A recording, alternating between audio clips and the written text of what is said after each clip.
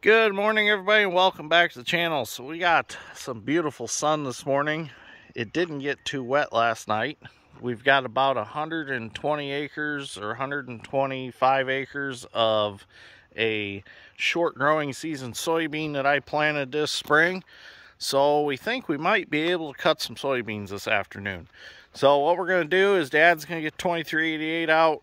We're going to get it put on its 30-foot bean head, get it lifted up, check it over real quick. Shouldn't need much. I know it's got a guard or two broke, no big deal. We'll put the row dividers in, get it set on a head cart. I headed over to our building last night when we got back from our pond job. I got L2 number 1 out, checked it over some, realized it had a power steering line leaking real bad. So I'm going to replace that before I even drive it back here to the shop. So I don't know if I'm going, well, I probably won't cut any with L2 number 1 right now. I'm thinking about getting a 1660 out, putting its 20-foot bean head on. I know that combine's ready to go for a fact. When it went in the shed, it didn't have any problems with it. I backed it out, everything runs, everything checks out. I know its head's ready to go. It's down sitting in Grandpa's shed. So we need the head cart out from under that head anyways to put the 30-foot head on. That's actually a 30-foot cart that we haul a 20-foot head around on. That's just how it played out, how we ended up buying it. We bought this cart for the 1083 corn head to set on. Got that one from Drew Swanson. If you need anything, go see Drew at Castonia's John Deere, Castonia's Tractor there in Valpo. Drew can hook you up with just about anything you need, just at a snap of your fingers. So anyways, I am going to get L2 number 1 home, and I'll probably get to 1660 home this morning. L2 number 1 still needs its chopper fixed. I've got parts laying up at the shop. I've got stuff from a New Holland chopper that I'm going to make work to fix my Gleaner chopper. So if the time comes today, we can run cutting beans. I think I'm just going to throw the head on the 1660 and go. The 1660 is probably going to be up for sale soon.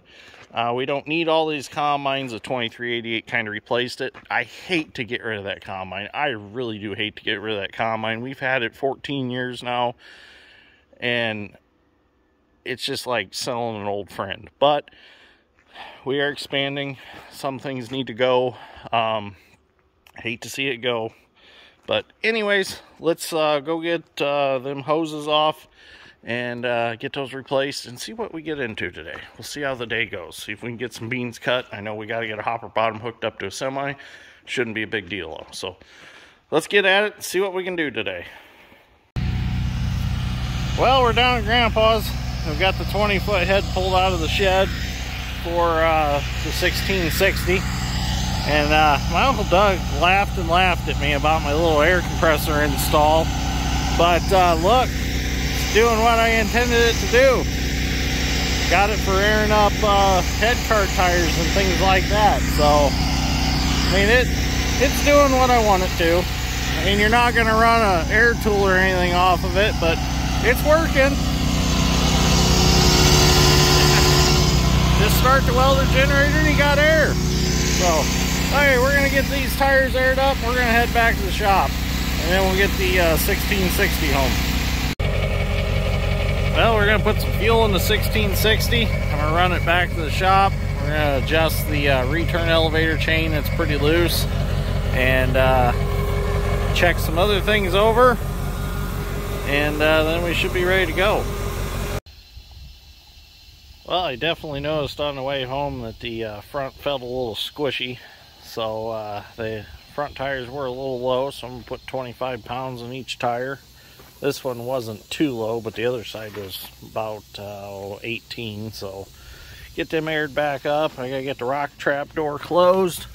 We leave them open in storage so that there's no grain or anything in there for the little rodents to eat. So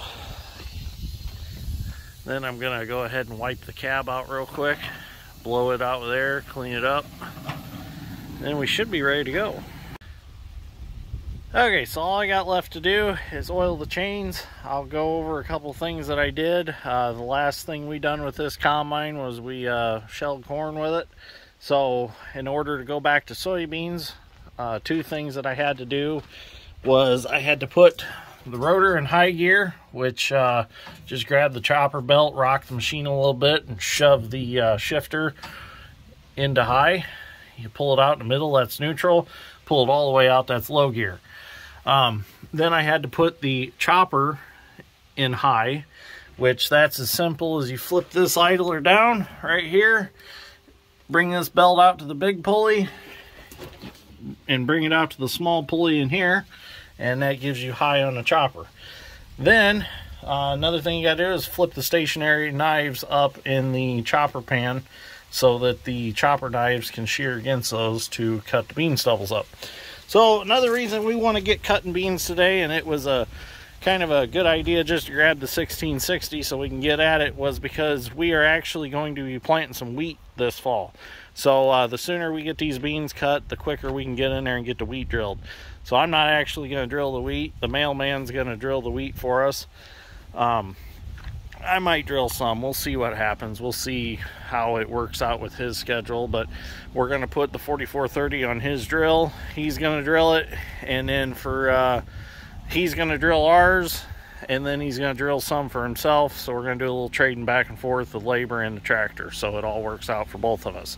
So anyways, let me oil these chains, and then we can head over. We can put the head on. I took it over the field already. We'll pick the head off. We'll bring the head cart over, and we'll put the 30-foot platform on it for the 2388, and we'll get them both moved over there, and we'll get cutting some beans this afternoon. Oh, we got to hook the peat up to one of the hopper bottoms also, and we might actually put the 8650 on the grain cart and see how it's going to work out.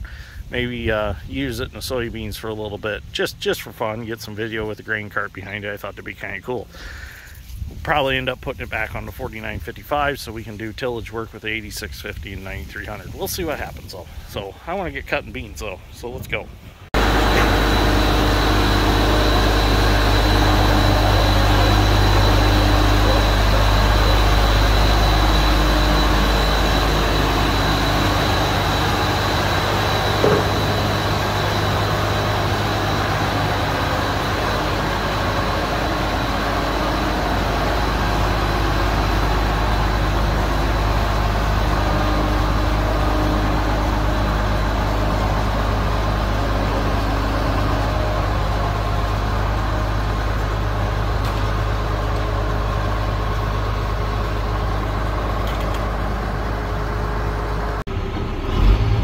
So while Dad's calibrating his header control on the 2388, I decided I'd come over and get the grain cart hooked up to the 4955. I was going to put it on the 8650, but that was going to end up being a project because the drawbar needed turned upside down. It was the wrong way. It was in the up position. It needs to be in the down position. So I just decided, well, we'll just use the 4955. So I got back in here at an angle because of the corn shellers over here along the wall. I'll have to turn it a little bit and pull it out as I go.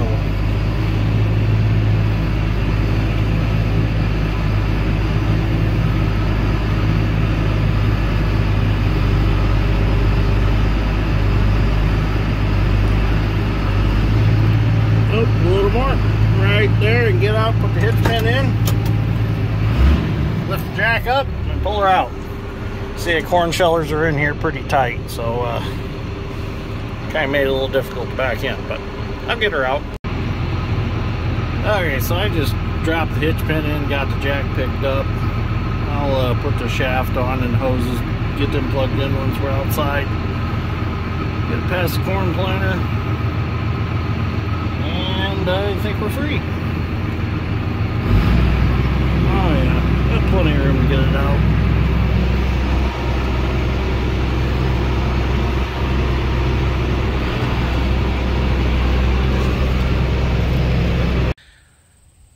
Cart's all hooked up now, ready to go. Got the PTO shaft slid on.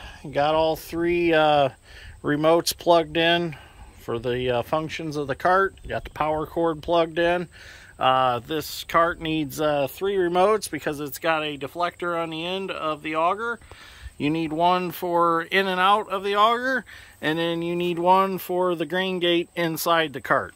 So other than shutting the door here, we need to definitely shut this door because that makes a mess real fast if you forget about it.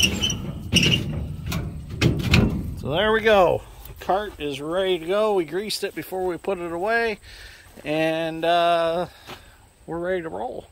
The only thing I'm going to do is when I untarp it, I think I'm going to get inside with some glass cleaner and clean the windows up. They're actually plastic, and you can get them a little cleaner than that, but they're kind of scuffed from years of grain hitting against them. They need replaced. But you can still see them when they turn yellow from the corn or whatever the color soybeans really are. I think like a light brown, you'll see them. So anyways, let's get it to the field, and then I'm going to go get 1660 and get the head put on it and bring the cart back to the shop for Dad. Well, here we go, taking the 2388 on our maiden voyage, leaving the farm for the first time since we got it. I've got Dad's 30-foot head on the head carrier behind his pickup. That definitely fills that cart. So if you're wondering, you're probably sitting there saying, these guys are just winging it today. Yeah, we're just winging it today. There really wasn't really a plan set in stone this morning. You know, I just kind of been making it up as we go here just to see what we can get done. So, you know, I've tried to make plans in the past, and it always seems like every time you make a plan, it never goes to plan. So I think this is the best way to do stuff. Just get in the equipment and just go do it and see what happens. What are you out, right? You can plan and plan and plan and plan. Oh, I could have stayed on the driveway. I don't know what I'm doing. But, you know, you could plan and plan and still nothing goes right. So just wing it. Works the best for me, I think. So let's go see if we can get some beans cut. And we're rolling. So everything's going pretty good. Had a few bugs to iron out. The motor that adjusts the concaves on the 2388, there must be something wrong with it. It'll run a little bit, adjust them, and then it stops. So I took a wrench, and there's actually a hex sticking out. You can stick a 3/4 wrench on, ratchet wrench, and you can adjust the concaves manually. And as I ratcheted the wrench, Dad held the button in the cab, and it would turn off and on. So I don't know, that must be a bad spot in the armature on that motor. So these are some short beans up here along the woods. They're bunching up on the cutter bar, and it doesn't help that the cutter bar's got a little surface rust on it. So as soon as that wears off, it'll smooth out again, and they'll slide a lot easier, and they won't bunch up so bad. But everything's going pretty good so far. The other bug that happened was I started the combine, started the separator, turned on the feeder house, and took off, and the feeder chain broke. The splicer link broke. Just odd, just strange stuff. So I put a splicer link in it. I had one in my truck. I carry a kit that I made up in there, and I had everything I needed to fix it. So we got moving. So I did get out, check my job. Everything looks pretty good. These beans are podding a little low to the ground, so there is some head loss, but there's really nothing I'm going to do about that. In the corner, there's some green ones right here, but there's not enough to leave, so I'm just going to go ahead and cut them. They'll blend off. They'll be all right. So the monitor in the 2388 says they're about 11%, so we're going to keep cutting. So we'll see how much we can cut tonight before we can't cut no more.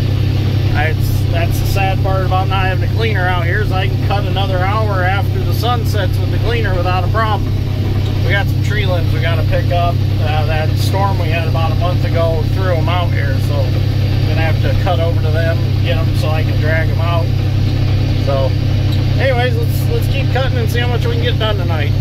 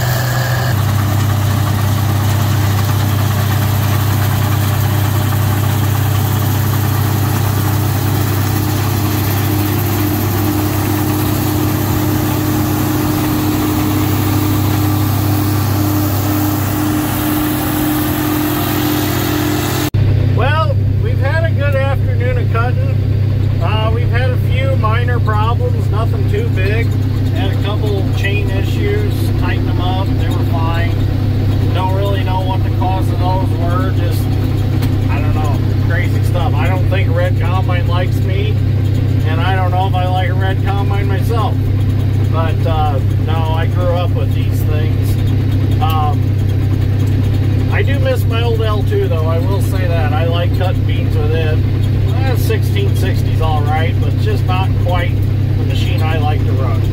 But, so, Madison's running the camera now for me. That's how it's moving around. I don't have some fancy tripod yet, but she does a pretty good job. She got out of the combine and she done some video work outside, so I'm anxious to watch those videos, see what they look like. But she does pretty good. So I think that's going to be about it for tonight. We're going to unload here real quick, and it's starting to get a little tough, but no, water's not coming out. All right. Oh, there it is. Okay. Oh, it's because I was turning the steering wheel. That's why the auger wasn't coming out. Get in there. Oh, yeah. Got a few pods in there. But just, it's from them green spots I talked about earlier.